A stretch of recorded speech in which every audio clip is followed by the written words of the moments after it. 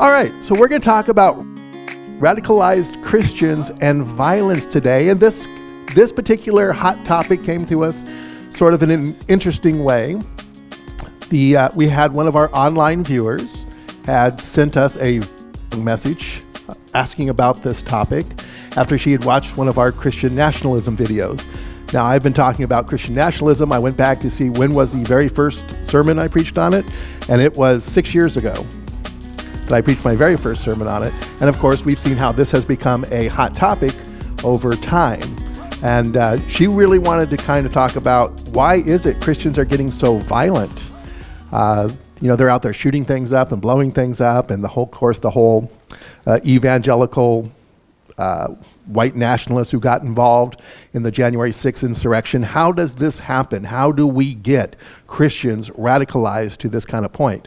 And so I thought, well, I'll do a little research and see what I can find. And sure enough, I began digging into this, and here's what I found, so I'll present it to you. Radicalized Christians. Do violent Christians damage our society? And I would say yes, and they damage our church. They damage our church as well, because if we are to be the image bearers of Christ, and Christ was nonviolent, then any violence that we perpetrate damages his image. Okay, so this is a title, I Blew Up the Clinic Real Good. Now, if you were around in the 80s, you might have heard of this song. I Blew Up the Clinic Real Good. It was done by Steve Taylor, and it was on his album, I Predict 1990. And even though it sounds like it was put out in 1990, it was actually put out in 1987. His I Predict 1990 title was a sort of a satire on I Predict 1986, which was a big popular book about supposedly when Jesus would come back. What he did predict correctly was that was the price of the particular CD, $19.90. But here's some of the lyrics from it. Preacher on the corner calling it a crime. Says the end don't justify the mean any time. I stood up on my van. I yelled, excuse me, sir. Ain't nothing wrong with this country that a few plastic explosives won't cure. Yeah. The particular song, I Blew Up the Clinic Real Good, tells the story of a deranged ice cream man. Travels around the neighborhood in his van, and he's bombing abortion clinics. Part of the lyrics say, I don't care if it's a baby or a tissue blob, but if I run out of youngsters, then I'm out of a job. So this is why he's doing it. So he's, right? And there's an interesting thing about this particular song. This is the song that made Steve Taylor, who was a very cutting-edge Christian musician at his time, leave the Christian music industry. Part of the reason why, like I said, it was from I Predict 1990, it was removed from Christian bookstores. They took his CD out of Christian bookstores because of the critique of anti-abortion activists who blow up abortion clinics or kill doctors. So some people thought, well, here you are critiquing the anti-abortion movement, and we can't have you do that. You're a Christian, you should also be anti-abortion. But he's like, but they're blowing up clinics. You can't say anything against the anti-abortion movement. They also, some of the bookstore owners and customers were offended by his critique of the radical anti-abortion movement. Others missed the satire and thought he was actually advocating for violence against abortion clinics. And I was at several of his concerts back in the day when I actually went to concerts, would dance around out front, right? Okay. And he would explain this. He says, I'm not advocating for this kind of violence.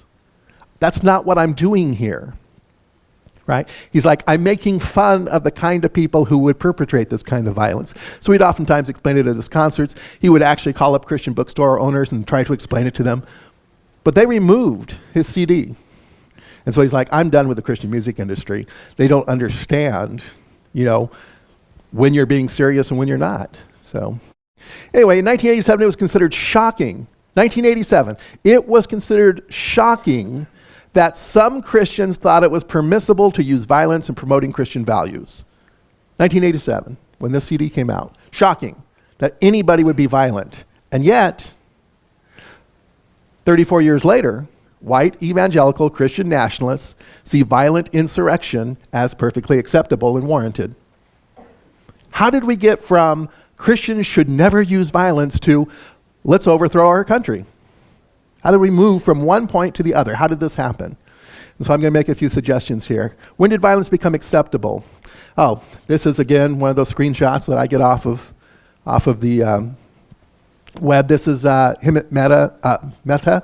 He's known as the friendly atheist. Christian hate preacher celebrates Club Q shooting. It's a good thing, according to Pastor Aaron Thompson. When is going in and killing people good? Oh, well, they're evil. That's this pastor's argument. They're evil. So we should be wiping them out. Bible says we should be killing them, so let's kill them.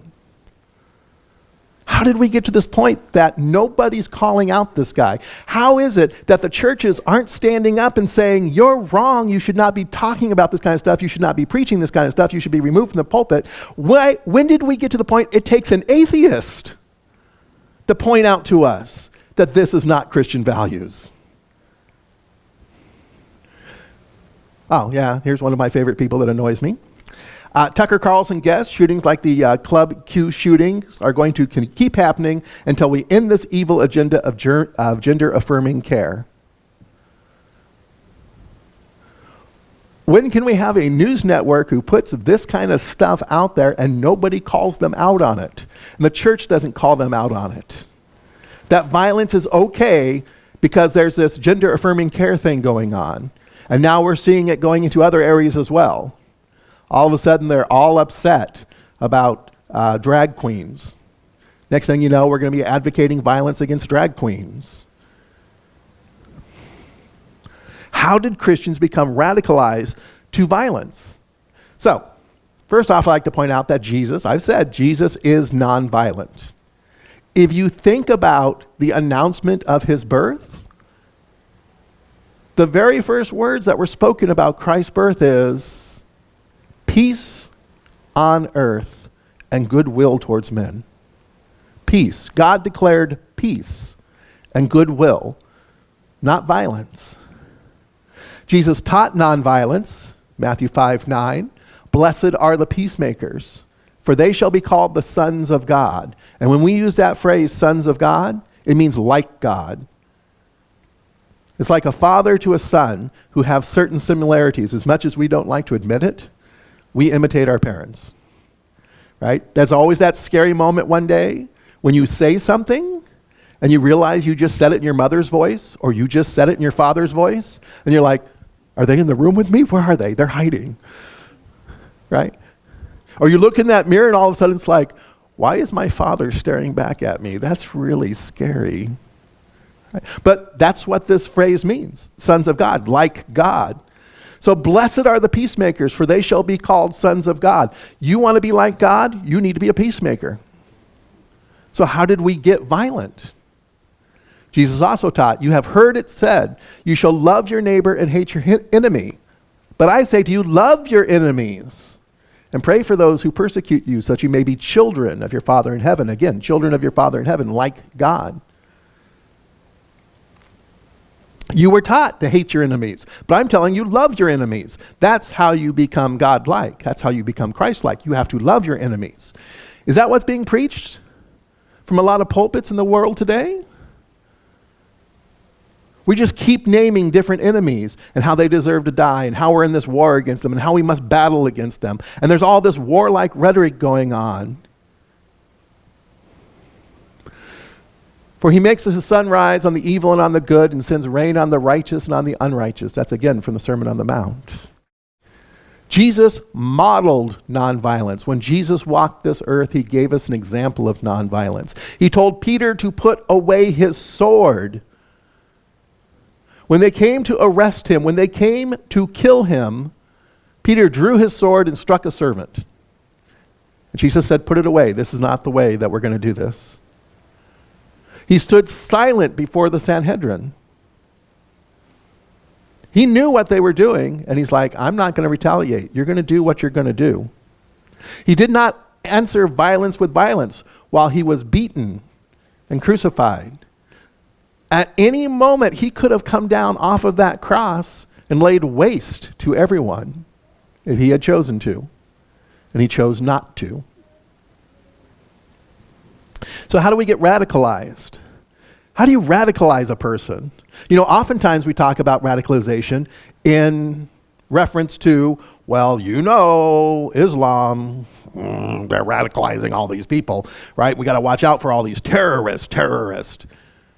But I'm telling you right now, in America, the problem is not foreign terrorists. The problem is domestic terrorists. And a lot of those domestic terrorists are white nationalists.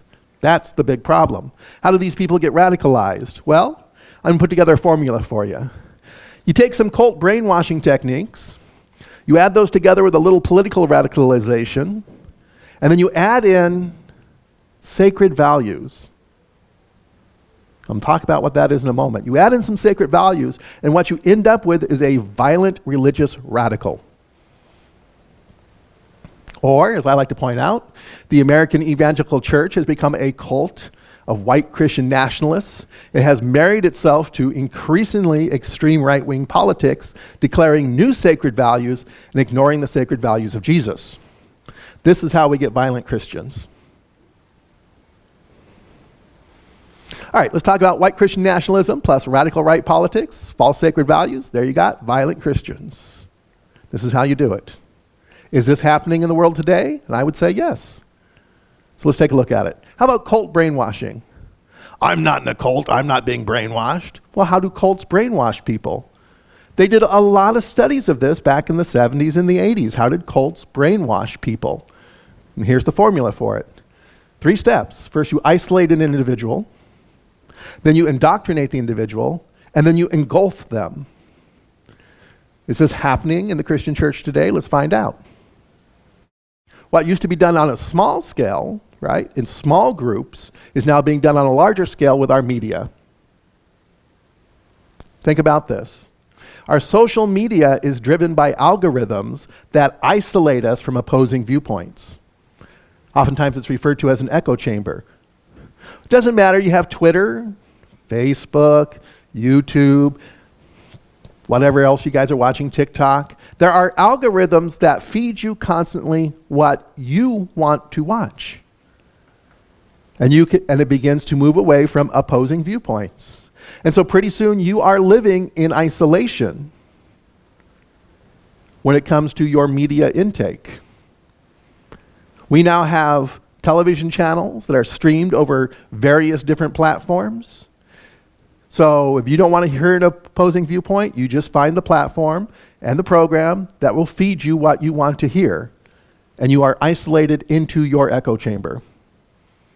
And then when those same messages are then echoed in your church, now you're really isolated. Opposing viewpoints are only presented in negative ways. And so constantly we begin to see the memes, we begin to hear the sermons, we begin to hear the commentators as they just feed us false arguments, straw man arguments, and negative viewpoints about anything that opposes. And that just reinforces what you already believe. And you're now living in isolation. Memes and talking points reiterate a message repeatedly until we are indoctrinated. And as much as we would like to claim that we are rational human beings, if you look at the research today, it's telling us we're not as rational as we'd like to claim to be. That oftentimes what we do is we make our decisions emotionally and then use our ability to reason to rationalize the emotional decision that we made. Now, if we were doing what we were supposed to be doing, our rational brain would kick in and go, that was an emotional decision and it was the wrong one. Here's this new evidence. But we don't do that. We make an emotional decision and just stick with it and figure out some way to support it. People then choose media outlets that reinforce the message. The code word, and I like this, do your own research, is done to confirm, not to test your premise. Somebody tells you, listen, try eating this horse paste made for, killing off parasites. Go ahead, do your own research. What are they doing? They're just finding information in the echo chamber that's going to reinforce that rather than here's all this information that says it's not, and testing their premise. And I always kind of every time I hear somebody say, well, I did my own research, I'm like, no, you didn't. I am stuck in doctorate hell right now, as a committee is looking over my research constantly going, we'd like you to expand this some more. We don't think you have a large enough sample size. We'd like you to do this. Right? And it's getting peer reviewed to death. I'm like, am I ever going to escape this? Will this ever be finished? I have data crunched until my brain is about to explode. And watching a YouTube video is not doing your own research, folks. Until you have grabbed like 300 people and you have set them down and wired them up to something, and you are data crunching, you're not doing your own research. I hate that phrase. It just, anyway, enough about me. Moving on. Affinity groups form, and this is important. Affinity groups form.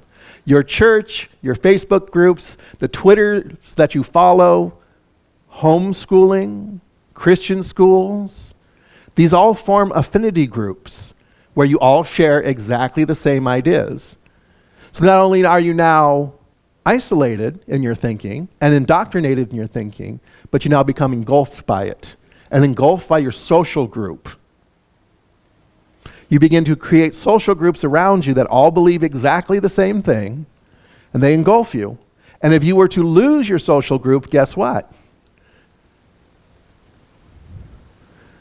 You'd be alone. And so people become very invested in maintaining the ideas not to lose their social groups. A person chooses groups with similar ideology. The group creates a sense of belonging. And isn't that what we're all looking for, a sense of belonging? And the person is engulfed in, quote, a family. It's classic cult techniques, except we're now doing it on a much, much larger scale than we ever did it before. Outsiders are presented as dangerous and hostile. So anybody who would disagree with you, we have, pejoratives for them. They're just woke. They're Luciferian, right? You just pick whatever term you want, and we can dismiss them. Changes in ideology cause a loss of the group, a loss of your entire social structure. As long as the group exists, the ideology will be maintained. I was reading some research articles on this whole QAnon movement. Will this go away? Can you reason these people out of it? And the idea is, no, you can't reason these folks out of this. That'll never work. When will it go away? When they either die off or the social group breaks down. When the social group breaks down, that's when it'll disappear. But as long as the social group exists and you have that reinforcement, that isolation, that indoctrination, that engulfment, all this social reinforcement, it'll just continue. Political radicalization. I got this from a research article called Christian Nationalism and Political Violence, Victimhood, Racial Identity, Conspiracy, and Support for the Capitol Attacks. This is what they found. How do you create a political radical? How do you create a political radical? Like this. Support for political violence has three key factors. Number one, perceived victimhood. Number two, enforcing racial and religious identities. And number three, support for conspiratorial information sources. Good thing that's not happening here, right? We don't have that in the United States. No, it's happening here. Let's take a look at it. Number one, with the Christian nationalist, perceived victimhood. America is no longer great. Christians have lost their rightful place of preeminence in society, and our Christian nation has been taken from us. We're being persecuted. We're being martyred. Oh my God, my Starbucks cup didn't have a snowflake on it this year because they aren't celebrating Christmas, they're anti-Christmas, and they're persecuting me. All this faux persecution, what's going on? But we're just feeding into these individuals' feelings of victimhood. I'm being victimized because I can't use racial slurs anymore. People used to have a sense of humor, right? Now you can't say anything. Reinforcing racial and religious identities. Christian nationalism and white supremacy are inseparable at this point. Don't tell me they're different things. Oh, well, they're different ideologies. Not anymore. They have become so intermingled, you can't tell the difference between the two of them. The evangelical movement started as an anti-segregationist movement. It came out of the South. It was racially motivated. We don't want to integrate. This is where it comes from. So is it any surprise that they quickly embraced a lot of other white supremacist ideas? No, it's not. And it's getting even worse. When we now have supposed Christians praising Hitler that he had a lot of good ideas, when we supposedly have people who are saying the Nazis weren't that bad, we've got problems. Protestant fundamentalist Christianity versus all other religions is where we're at. It's us Protestant fundamentalist Christians versus all you other demonic forces. We all know that every other religion out there that's of the devil, and they're attacking us and trying to take away our rights, and we have the right to rule. Support for conspiratorial information sources. QAnon, yay! QAnon is very popular with evangelicals. It's just recycled anti-Semitism, a little bit of Aryanism, which is your Nazis, and satanic conspiracy. We were just talking about this morning. QAnon just recycles a lot of the old satanic panic stuff. So I was reading some of the stuff coming out, I'm like going, didn't I live through this in the 80s? This is back again? Wow, everything's making a comeback. But we just take all this kind of stuff and we throw it together and people gobble it up. Because it's easier to blame these massive forces outside of us than to sit down and look at ourselves and say, how did I mess up my life? How did I make wrong choices? Prophets with false visions. I've never seen so many people claiming to have this prophetic gift. There's the praying medic, and the prophetic firefighter, and the lady with pink hair, and all the rest of them out there. And they're all spouting supposed prophecies one after another. And they're wrong, and they're fake. And nobody calls them out for it. Nobody's like saying, this is a false prophet. And yet they just keep spouting this stuff. Media outlets with political agendas start spouting a lot of this conspiratorial information. If you've been following the news, Rupert Murdoch has just told everybody, of course we knew it wasn't true. The election wasn't stolen, we knew that. Well, then why are all these people saying it? Why is all these people on your network saying this? You know what the bottom line is? It makes money. It makes money. And again, your affinity groups and your churches begin spouting a lot of this stuff. We have seen churches literally split and people leaving churches because they've fallen into this QAnon nonsense. And they're picking up all of this conspiracy. And you're like, how can a rational thinking person believe all this? Because they're not thinking rationally, they're thinking emotionally. I keep telling you over and over again, if somebody is using fear or anger, they're trying to manipulate you. If I'm trying to make you afraid of something, I'm trying to manipulate you. If I'm trying to make you angry about something, I'm trying to manipulate you. Fear and anger are used for manipulation. People are making emotional decisions here. Neural and behavioral correlates of sacred values and vulnerability to violent extremism. These are the final steps, right? You take this sort of cult brainwashing now being done on a massive scale, and you mix this with political radicalization, and now you create sacred values. Once you attach these sacred values to things, people are willing to get violent. This is was published in Frontiers in Psychology on December 2018. Neural and behavioral correlates. They were actually wiring people up and studying their brains. What goes on when I begin to talk about these supposed sacred values? What's firing in your brain? 535 young men who expressed willingness to engage or facilitate violence were assessed for their willingness to fight and die for in-group sacred values. Are you willing to fight and die for this belief? Yes, I am. Are you willing to fight and die for this belief over here? Yes, I am. 535 of them. Now, I will point out, the study was done on Muslims, extremist Muslims. But you tell me the difference between the sacred values being created by them and the ones being spouted from our pulpits today. That we have created false sacred values that people are saying we need to live and die by. Sacred values. What are sacred values? Preferences for which no material compromise is possible. You can't compromise on this issue. There's no discussion. There's no gray area. Which are immune or strongly resistant to cost or consequences and risk or rewards. To temporal or spatial discounting, which is distance in space and time, can be far more important than the here and now, as with Jerusalem or the second coming for true believers. The second coming, how many people have heard, and I'm sure you've heard it because I've heard it since the 70s, we are living in the end times. We are the terminal generation. And we discount that we've been saying that for the last 50-something years or more.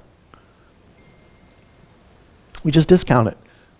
And rather than focusing on the here and now and what do we need to do here and now to spread the gospel, we're all worried about the end times. And where standard business-like negotiation tends to fail. Sacred values tend to be associated with unconditional cooperation for those who hold to such values, as well as intractable conflict with those who don't. In other words, if you're a leader and you believe one of these sacred values and I buy into it, I will do anything for you. And if you don't believe it, then there will be conflict between us. And I'm sure many of us have stories of running into some of these folks and they just start arguments. As Deborah was saying, they go from like 0, right, to the end of the scale like that, 2 seconds flat. Boom, all of a sudden it's like, well, how did we get here? It's because they're believing in false values, false sacred values. Anything labeled as a sacred value becomes worthy of fighting and dying for. The use of violence becomes acceptable. How about this one, pro-life? Pro-life, is that a sacred value? There are Christians who will kill abortion doctors and blow up clinics because this, to them, is a sacred value. Conservative Christians previously supported the Roe v. Wade decision. You don't know that. Apparently, people have forgotten our history. I can pull up conservative Christians like the head of the Southern Baptist Convention, Criswell, who's like, this is a good decision. I've always believed that life doesn't begin until you're born. You can go back and you can watch my video on pro-life versus pro-choice. I'll give you some of the evidence of how conservative Christians originally supported the Roe v. Wade decision. But it was seen as a way to create a political wedge issue to politically radicalize people. See? Now we have religion, political radicalization, and these sacred values being created. Right? Support for the political right. Pro-life became a sacred value, and war rhetoric began to be involved. It becomes the justification for violence. We are at war. We are at war against demonic forces. We are at war against people who are trying to murder babies. And blowing up clinics and abortion doctors became acceptable. And we didn't hear churches cry out and say, no! They involved themselves in a conspiracy of silence just by going, I'm not going to say anything. I could lose members of my church. Somebody could get mad at me and stop donating. I better not say anything about this. Family values? How many times have we heard family values? We just support traditional family values. One man, one woman in a heterosexual marriage. That's it.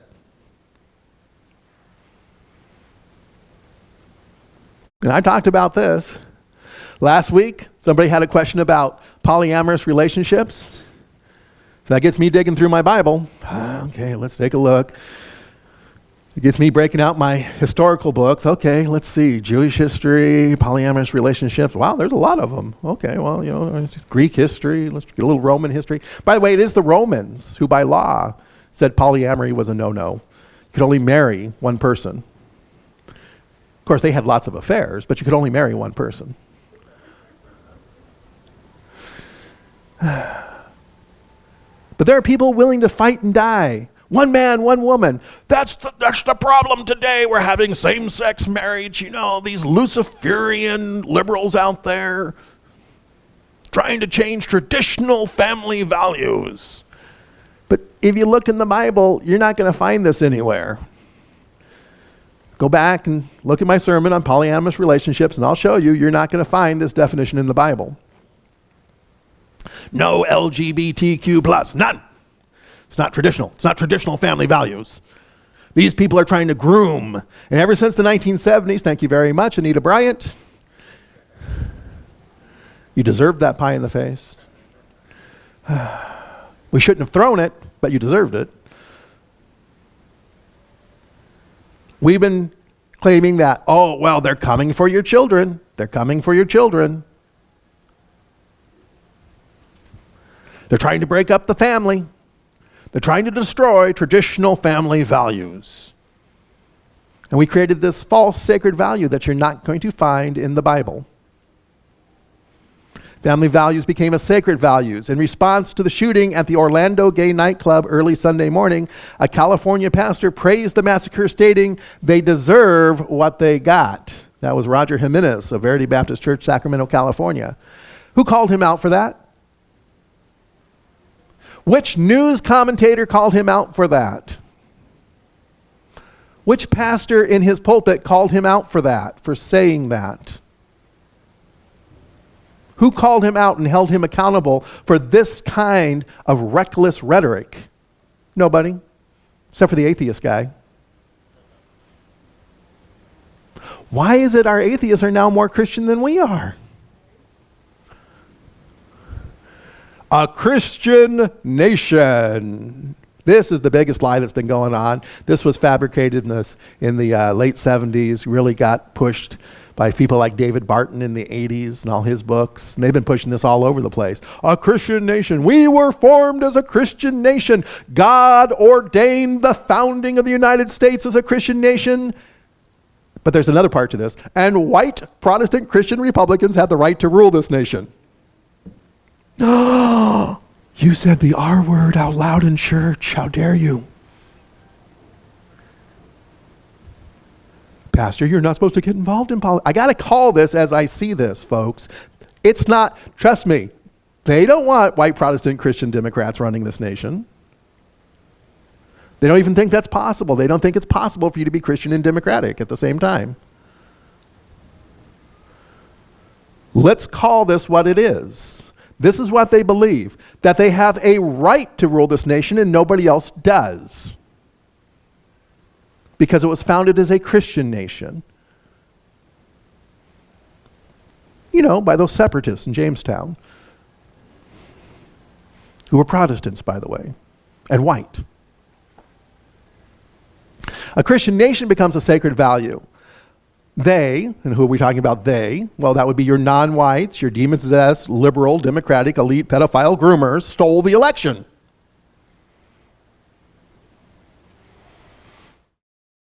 So violent insurrection is justified. This is how you get a whole bunch of people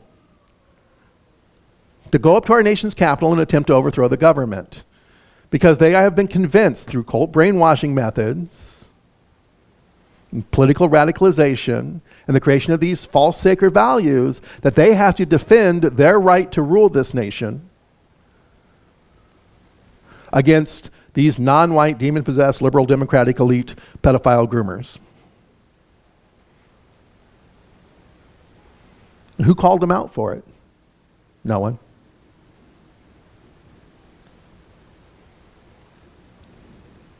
So the path to radicalization looks like this, right? You get a little cult brainwashing, a little political radicalization, plus some sacred values. You end up with a violent radical. This will work for any religion. But you take white Christian nationalism, a cult, people, that is not Christianity. It's a cult. Plus radical right-wing politics, there's your political radicalization, plus false sacred values, and you end up with violent, radicalized Christians. And it's being bred in our home schools, in our churches, in our affinity groups, in our Facebook groups. And because Facebook has gotten too tame, and actually says, okay, Nazis are not good. You can't post this Nazi stuff. They have moved over to other social media sites, Gab, Truth Social, all of this stuff. Because Twitter got too tame for them and actually had certain standards of conduct, they've had to move over to even more radicalized sites where they have isolated themselves even more, and they are indoctrinated even more, and their affinity groups are even stronger. We now have violent, radicalized Christians. This is how it happens. And we really need the church to stop being so silent about this. We need the church to stand up and say, no, violence is wrong. Christianity is a non-violent religion. When you start spouting war rhetoric and when you say it's time to kill our enemies, you are not following the teachings of Jesus. But I might lose members that way. Bye.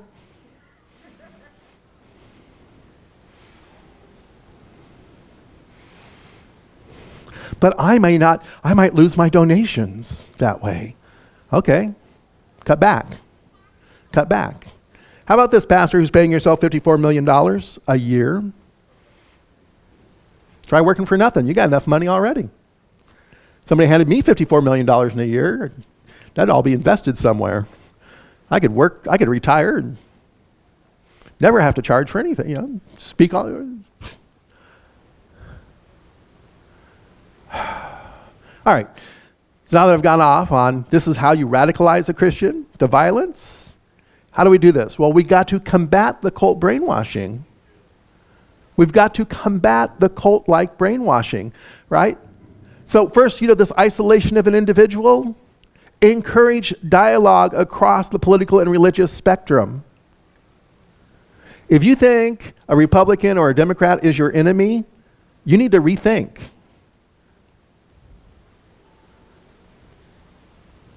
Because that's not their identity. That's not who they really are. That's just their political ideology. We need to see them as the image of God, as a human being. We need to start dialoguing across, not shouting at each other, not trying to win arguments, but really listening for a while. And across the religious spectrum, it's not just white Protestants who have the word from God.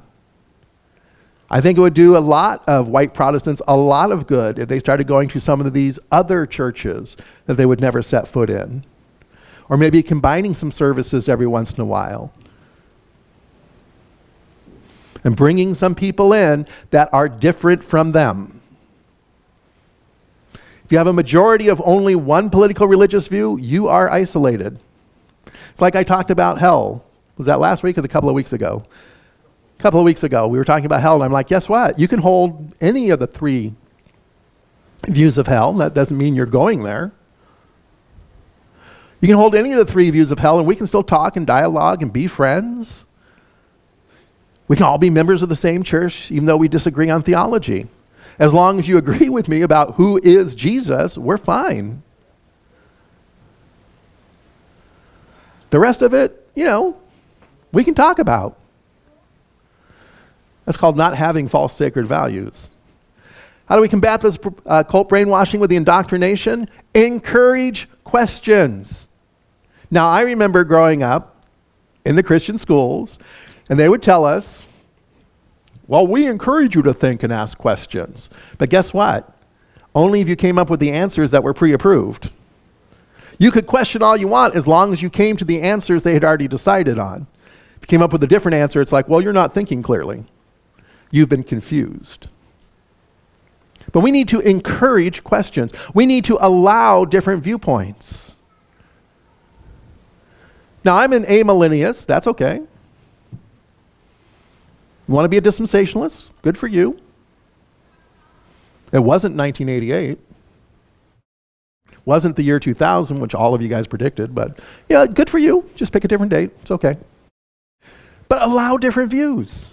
Actively engage with other viewpoints. It's okay to think differently, as long as we are moving towards Christ and centering our focus on Him. Seek to understand the other person, not to win to your point of view. By the way, this is great marriage advice too. So for all of you who are married, seek to understand the other person, not to win. Avoid the use of memes, slogans, and talking points. That's just indoctrinating people, right? Those are designed to make emotional impact on you. Memes and slogans and talking points are just quick ways to create an emotional response in you. These issues are much more complex than what are presented in these memes, these slogans, and these talking points. What about the engulfment that goes on when somebody's being brainwashed? Don't allow yourself to have only a singular source of social support. You know, this happens so frequently that your social support only comes from one place.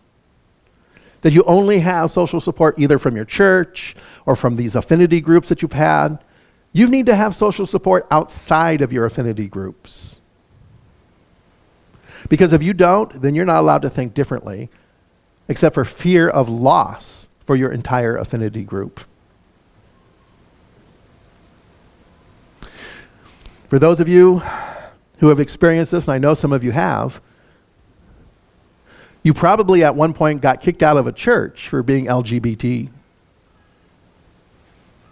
And it was painful to you to lose your entire social support group all at once.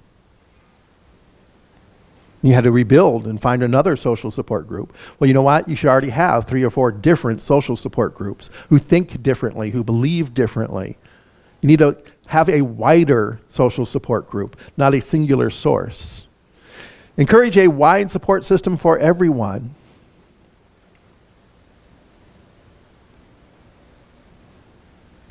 How do you combat political radicalization, this perceived victimhood? Stop with the faux persecution.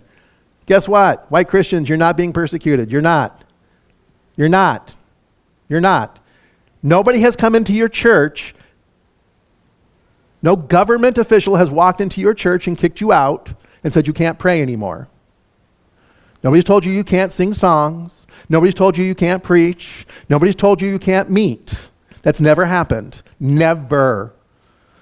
So shouting things about, oh my gosh, drag queen story hour, they're persecuting me. Shut up. Shut up. You're not being persecuted. Because you know what? You don't have to go. Oh, this TV show, it's persecuted. Turn it off.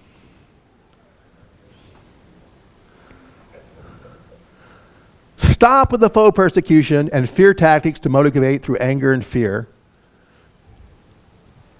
All we're doing is radicalizing people. Knock it off. Teach that being held accountable is not the same as persecution. I'm sorry, that term is offensive. It's a racial slur. You should not use that.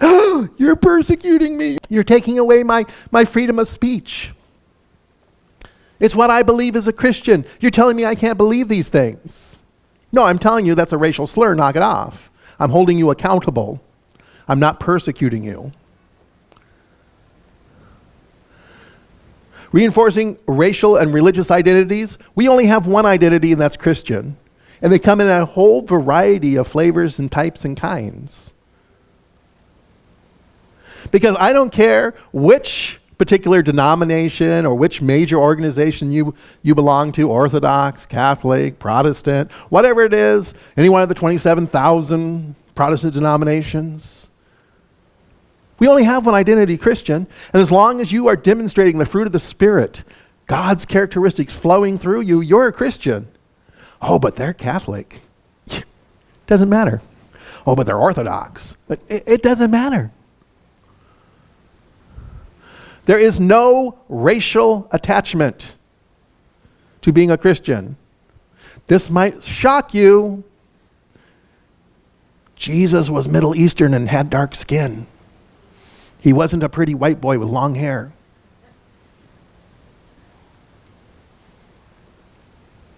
There's no political attachment. Jesus was not a registered Republican. And when it came to politics, his idea was, hey, you give to Caesar what's Caesar's and you give to God what is God's. We are to become Christ-like. That's our only identity as a Christian. And all these other things that we try to attach to it, fake. Support for conspiratorial information sources. Oh, I'm glad Ted's here today because Ted can tell you all about which class of his you can take to help you deal with conspiracy theories. Right? How about a little true skepticism for once? I'm tired of the fake skepticism. You can't trust the government. Do the research yourself. It's just code for find anything that supports what I'm telling you. I think a true skeptic would hear one of these conspiracy theories and goes, we better check that one out. See, true skeptics would question a lot of these crazy conspiracy theories. They get pretty fantastical. I mean, Hugo Chavez is coming back from the dead to rig Dominion voting machines. What?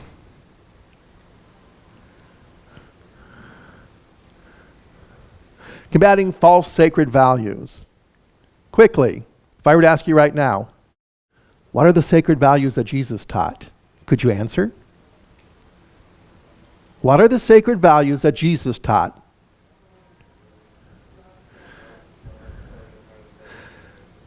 Then the devil led him up and showed him in an instant all the kingdoms of the world. And the devil said to him, to you, I will give all this authority and their glory, for it has been given over to me, and I give it to anyone I please. If you then will worship me, it will all be yours. And Jesus answered him, it is written, worship the Lord your God and serve him only. Welcome to sacred value number 1. See, a Christian nation is not a sacred value. Jesus could have been handed the entire world, and he turned it down. So what is this sacred value? Love the Lord thy God with all thy heart, with all thy soul, and with all thy mind. That's the sacred value, to love God. Second one, teacher, what is the greatest commandment in the law? And Jesus replied, love the Lord your God with all your heart, with all your soul, and with all your mind. This is the first and greatest commandment, and the second is like it. And when it says the second is like it, that's an idiom, which means you accomplish the first one by doing the second one. They're the same command. You want to love God? This is what you got to do to love him. They're the same command. The second is like it. Love your neighbor as yourself. All the law and all the prophets hang on these 2 commandments. So there you go. There's your sacred values. Love God, love your neighbor.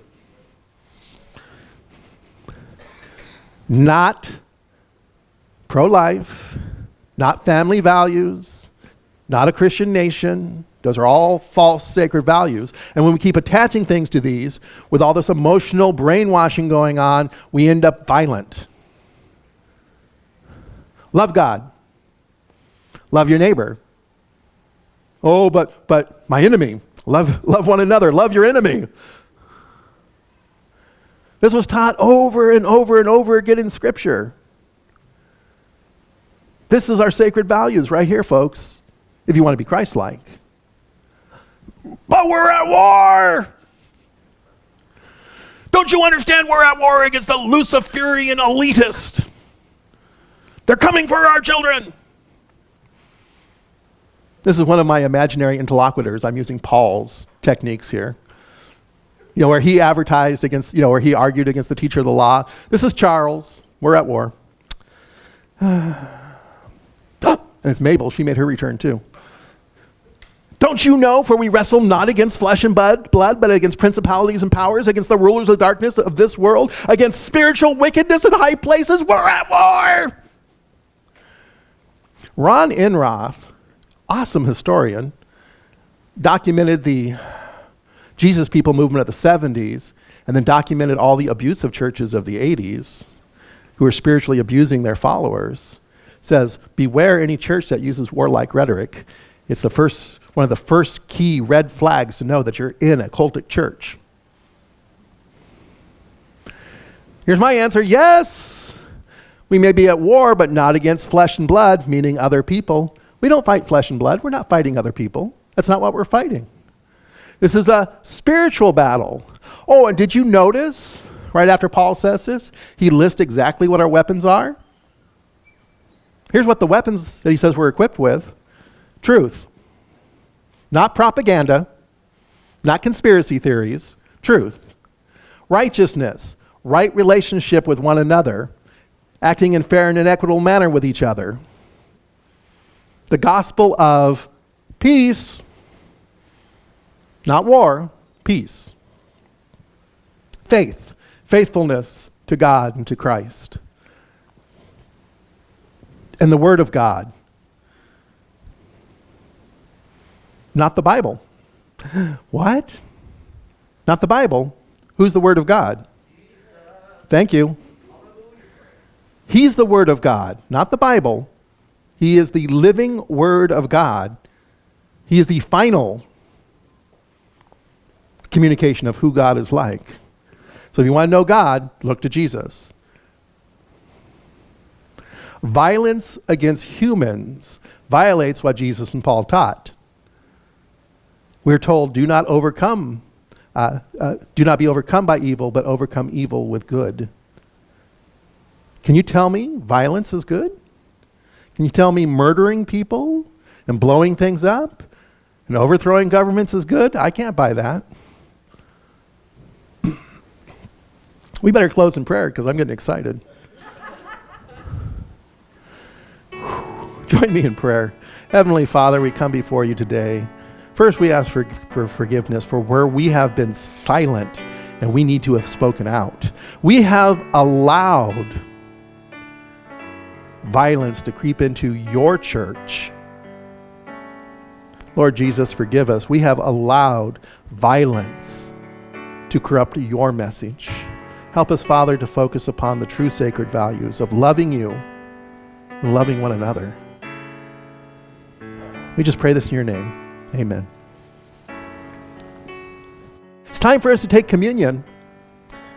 Can I point out something? Communion is Jesus' greatest work of nonviolence. That the world poured out the worst they had against him. They beat him and they crucified him. They poured out the worst they had against him. And what did he do? He took it in to his own body. He bled and died for us. He did not respond with violence. And instead, he allowed God to justify him through resurrection. That's what we need to imitate. That when the world throws horrible things at us, we don't respond with violence, but we allow God to be our justifier, as he promised all throughout the Old Testament and the New Testament that he would be. Once again, we just want to remind you, if you found this content helpful, right, like this video, share with your comments below. It helps our community as well as our evil YouTube algorithm. So thank you.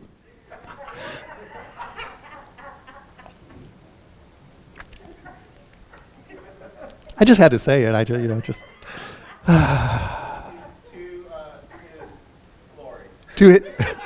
To his glory, yes. Whew. Let me close with this benediction before I get in more trouble. As you leave this place, may you seek to live a life of peace.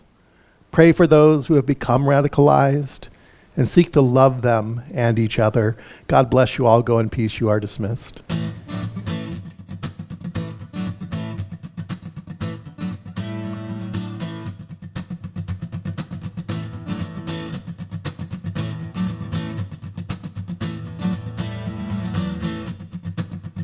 We are one in Christ, we are one in God, we are one in you.